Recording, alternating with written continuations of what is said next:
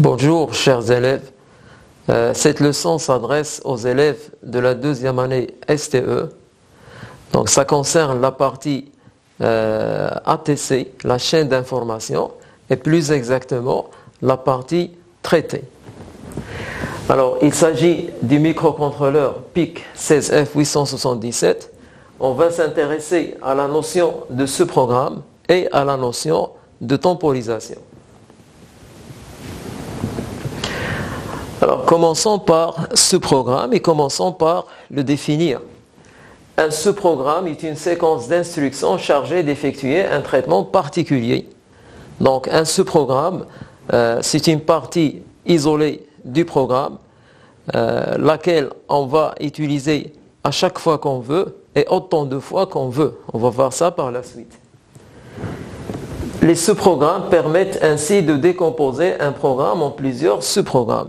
Donc, naturellement, un programme avec des sous-programmes, c'est un programme qui est divisé en plusieurs parties. Alors, maintenant, la structure d'un programme contenant un sous-programme. Alors, ici, nous avons le sous-programme proprement dit, le corps du sous-programme. Donc, on lui affecte une étiquette, un label ou bien un nom. Et on le termine par cette instruction spécifique de sortie retourne.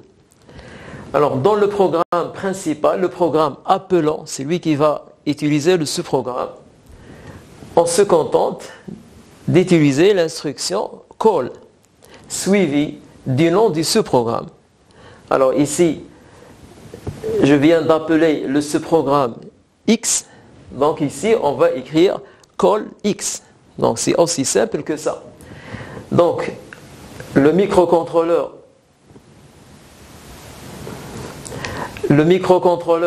va quitter le programme principal pour se brancher ici et exécuter les instructions du sous-programme. Et l'instruction return permet de revenir au programme principal et exactement au point d'appel. Lorsque, une deuxième fois, on veut bénéficier du même sous-programme, on écrit la même chose, call X. Donc, call, instruction d'appel du sous-programme, et return, instruction du retour du sous-programme, c'est-à-dire retour au programme appelant. Donc, appelant parce que le programme appelant peut être un sous-programme, un autre sous-programme. Donc, le mécanisme d'entrée et de sortie du sous-programme, c'est ça, avec call et le retour avec return. Donc ceci nous fait penser, si vous vous en rappelez, à la tâche dans un graph-set. Donc ce que fait un sous-programme pour un programme principal ici, le fait exactement une tâche pour un graph-set principal, graph-set de coordination des tâches. Maintenant, les avantages d'un sous-programme. Un sous-programme permet de réduire la taille d'un programme. En effet, il évite de répéter plusieurs fois une même séquence d'instructions. Donc, naturellement, lorsqu'un programme ou bien lorsqu'un sous-programme est appelé à plusieurs reprises, c'est que le programme sera considérablement minimisé. Un autre avantage aussi fort, un sous-programme permet de simplifier la réalisation et la mise au point du programme. Pourquoi? Parce que lorsqu'un programme est divisé en parties, ce sont les sous-programmes, c'est que le travail aussi du programmeur sera divisé et sera par la suite simplifié. La mise au point, elle aussi, sera simplifiée. La mise au point veut dire la recherche d'erreurs ou bien des erreurs. On l'appelle aussi le débogage. Voilà. Alors maintenant la notion de temporisation. Alors la temporisation, c'est tout simplement un retard ou bien une attente ou encore une pause, c'est tout simplement une pause. On dit au microcontrôleur d'attendre. Alors ici il s'agit de réaliser une temporisation logicielle et de l'associer à ce programme tempo. c'est qu'ici, on va réaliser un sous-programme qui fait une temporisation et on va le mettre dans une ou bien dans un sous-programme. Alors, puisque c'est un sous-programme, c'est qu'il faut un nom. Donc ici, on a choisi le nom tempo et qu'il faut cette instruction de retour, return. Alors maintenant, comment réaliser cette temporisation? Eh bien, le jeu d'instructions proposé par le constructeur de ce microcontrôleur ne propose pas une instruction spécifique qui fait une temporisation. Donc, c'est nous qui allons, par une technique, réaliser cette temporisation. Alors, comment on va faire? On va commencer par charger une variable par une valeur de départ, ici ff par exemple. Donc, qui dit variable dans le microcontrôleur, dit un registre. Cette variable, il doit prendre place dans la mémoire. Donc, il s'agit bien d'un registre. On va décrémenter n pour ensuite voir s'il est devenu égal à 0. Sinon, on boucle pour encore décrémenter et tester s'il est égal à 0. Sinon, on recommence et ainsi de suite jusqu'à ce que n devienne égal à 0. Donc, le fait de piéger le microcontrôleur dans cette boucle de décrémentation, ceci fait une temporisation. Alors, traduisons cet organigramme en langage assembleur. Alors, mettre la valeur ff dans n, on va le faire par le fameux double transfert à travers le registre W. Alors, move LW, la valeur ff, ici on mentionne le préfixe, comme quoi c'est en hexadécimal. Donc, on va charger W par ff. Ensuite, on va transférer W dans f, ici dans n.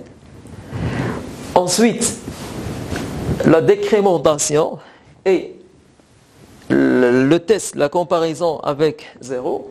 Le jeu d'instructions, il propose une instruction unique qui combine les deux.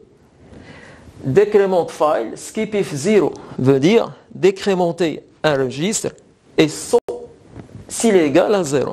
Alors ici, on décrémente notre registre n et on le décrémente dans lui-même. Destination f, c'est-à-dire dans le registre n lui-même. Si ce n'est pas 0, on se branche immédiatement ici. Donc on lui demande de boucler, c'est-à-dire de décrémenter une deuxième fois, et ainsi de suite. Lorsque n devient égal à 0, il y aura un saut, et le saut va tomber sur retour qui va nous remettre au programme principal. Donc je recommence. Ces deux instructions finissent par charger ou bien initialiser le registre n par la valeur ff en décimale, c'est 255. Décrémenter n, il devient 254. Ce n'est pas encore 0, go to loop. Décrémenter une deuxième fois, 253. Ce n'est pas encore 0, go to loop, et ainsi de suite. Lorsque n devient égal à 0, il y aura le saut et puis la fin du sous-programme. Donc l'appel du sous-programme, il se fait par call suivi du nom du sous-programme, ici tempo. Alors puisqu'on s'intéresse à une temporisation, il convient bien de calculer sa durée. La durée de temporisation, elle dépend de la valeur initiale qu'on a chargée dans n. Donc nous avons pris 255, ff en hexadécimal, mais dépend aussi de la vitesse de fonctionnement du microprocesseur. Alors la vitesse de fonctionnement du microprocesseur, elle dépend de l'horloge interne, de la fréquence de l'horloge interne, parce que c'est elle qui pilote, qui cadence le microprocesseur. Alors la fréquence de l'horloge interne est le quart, selon le datasheet de ce microcontrôleur, est le quart de celle de l'oscillateur, soit f égale f de l'oscillateur divisé par 4. Donc si on attaque le microcontrôleur par un quartz de 4 MHz, la fréquence de l'horloge interne sera le quart, donc 4 divisé par 4, ça fait 1 MHz. Et la période de ce signal d'horloge, on l'appelle TC, T-cycle, sera égale à 1 microseconde. Donc on appelle ça un cycle d'instruction. Cela veut dire, dans ces conditions, le microprocesseur recevra les impulsions d'horloge toutes les microsecondes. Alors maintenant, on va calculer le nombre de cycles requis par ce sous-programme. Alors là, le datasheet, il précise pour chaque instruction le nombre de cycles requis pour chaque instruction pour qu'elle tourne. Alors move LW nécessite un cycle, move WF un cycle, décrémente FSZ la même chose, un cycle, GoTo il en nécessite 2 et retour aussi 2. Donc ce programme, on va calculer le nombre de cycles qu'il requiert. Donc un cycle il correspond à move LW, un autre pour move WF, un autre pour décrémente FSZ, 2 cycles de GoTo, mais décrémente et GoTo, ils tournent 255 fois parce qu'on a chargé n par la valeur 255. Et puis, finalement, 2 cycles de retour. Ceci, il fait 769 cycles. Donc, c'est bien un calcul approximatif parce que on a négligé certains détails. Alors, avec un quartz de 4 MHz, c'est-à-dire avec un cycle de 1 microseconde, donc on aura une durée de 769 microsecondes, une durée du sous-programme de 769 microsecondes. Alors, maintenant, on enchaîne avec une application. Donc, une application qui va combiner aussi bien ce programme et temporisation. Alors, il s'agit de faire clignoter un ensemble de 8 LED montés sur le port D, le port B. Comme vous le voyez sur la figure, les 8 LED sont montés sur le port B. RB0, RB1, RB2, et ainsi de suite jusqu'à RB7. Alors, pour obtenir cet effet lumineux qui est le clignotement, alors le clignotement est obtenu par une succession d'allumage et d'extinction. C'est-à-dire, il faut allumer, éteindre, puis allumer, éteindre, et ceci de manière permanente. L'allumage et l'extinction doivent être maintenus pendant une durée par une temporisation. Donc, lorsqu'on allume, il faut temporiser, et lorsqu'on éteint, il faut temporiser. Parce que sinon, en absence de temporisation, les instructions vont passer si vite que notre œil ne peut pas percevoir ce phénomène si rapide. Donc les instructions du microcontrôleur, nous l'avons vu, elles tournent à peu près au rythme d'une microseconde.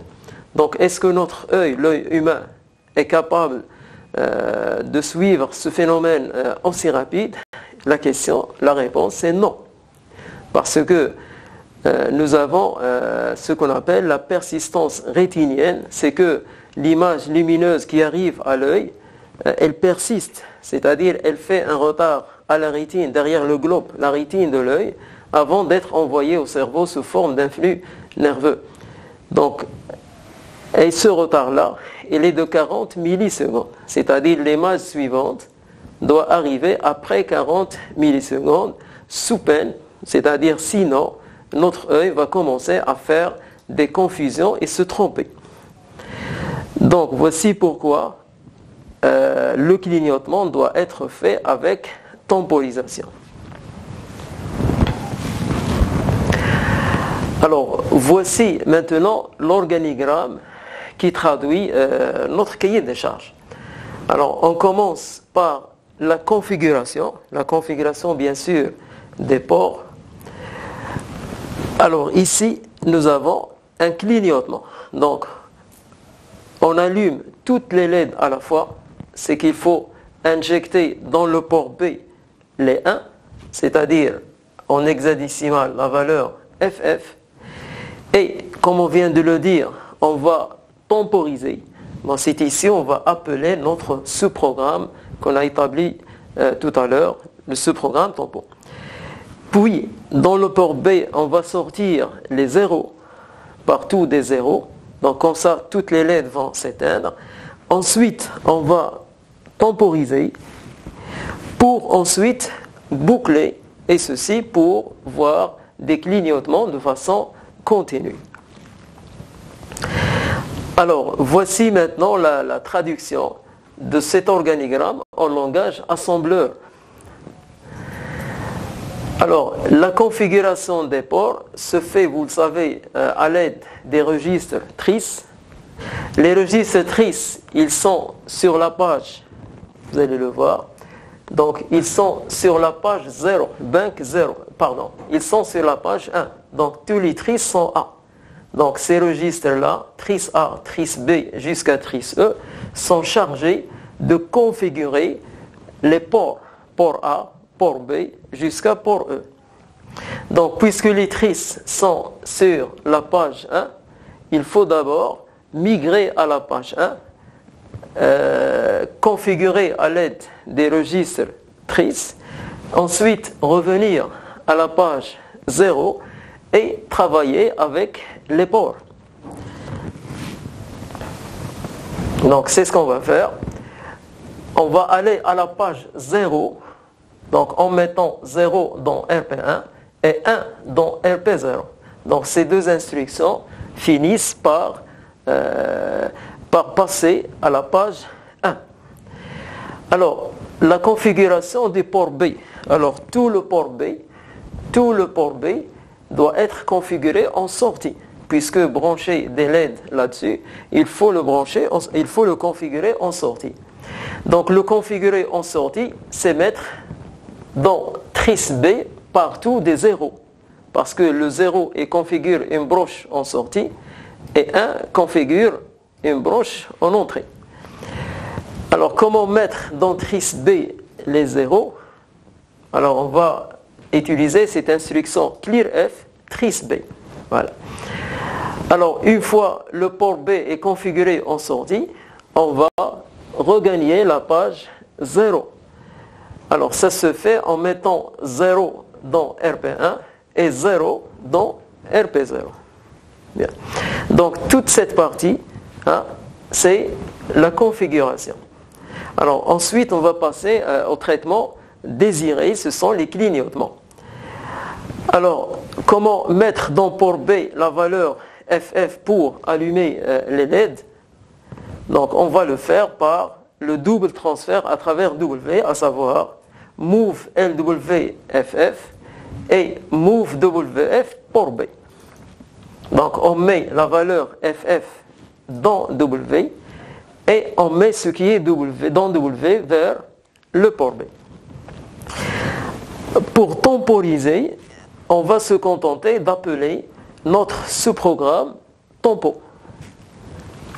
Donc cette temporisation, nous l'avons écrite tout à l'heure et la voici dans un sous-programme. Alors call tempo, et pour éteindre les LED, il faut mettre dans le port B les zéros.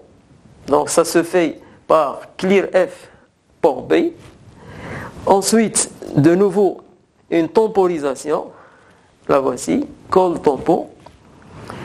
Et pour reprendre ce cycle, on va le faire par l'instruction de branchement inconditionnel goTo. Donc goTo lab. Donc j'ai appelé cette étiquette lab et c'est un choix, vous le savez, c'est un choix arbitraire, c'est un choix libre. Donc et ainsi de suite. Donc le microcontrôleur va se piéger dans cette boucle et nous, matériellement, on va voir les LED qui clignotent ensemble. Alors reste cette variable n. Cette variable n, en fait, c'est un registre. Mais il n'y a pas un registre qui s'appelle n. Donc, il y a des registres système qui ont déjà des noms. Il y a le registre status, par exemple. Il y a le registre trice A, il y a le registre port A, et ainsi de suite, mais il n'y a pas de registre qui s'appelle comme ça N. Donc c'est un N, c'est moi qui ai choisi cette dénomination. Donc au lieu de N, il faut plutôt préciser une valeur, une adresse d'un registre. Donc nous avons ici, ou bien nous voulons un endroit où mettre la valeur N. Donc on doit choisir un parmi les registres utilisateurs. Cette partie, on l'appelle les registres système, alors que cette partie, ou bien les autres, on les appelle les registres utilisateurs. Donc ici, on va choisir un parmi les registres utilisateurs. Donc j'ai choisi par exemple le registre d'adresse 20. Donc, à la place de N, on devrait écrire normalement 20 ici, et 20 ici, ou bien, d'une manière élégante, on le fait sous forme de déclaration. N equal 20 veut dire N est équivalent à 20.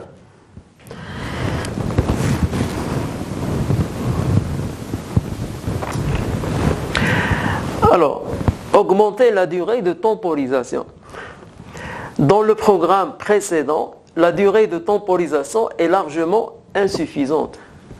Donc cette temporisation est loin d'être suffisante parce qu'elle nous donne seulement 769 microsecondes avec un quartz de 4 MHz.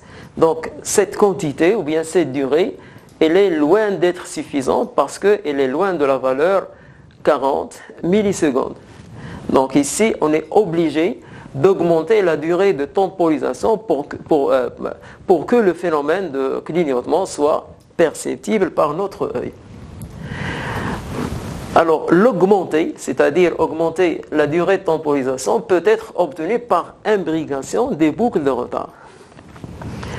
Alors ici, c'est notre fameux sous-programme, celui qu'on a établi tout à l'heure. Donc sa durée, nous l'avons calculée, c'est 769 microsecondes. Alors pour l'augmenter, nous allons écrire un autre sous-programme. Donc je l'ai appelé ici tempo 1. Donc qui fonctionne de la même manière, seulement à l'intérieur, on va appeler le premier sous-programme.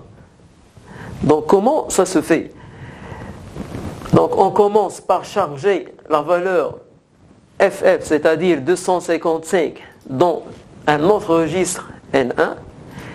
On appelle le sous-programme tempo, donc le microprocesseur va quitter ce programme pour aller se brancher à l'autre, au premier. Alors il va rester ici 769 microsecondes, décrémenté N1, donc il deviendra 254.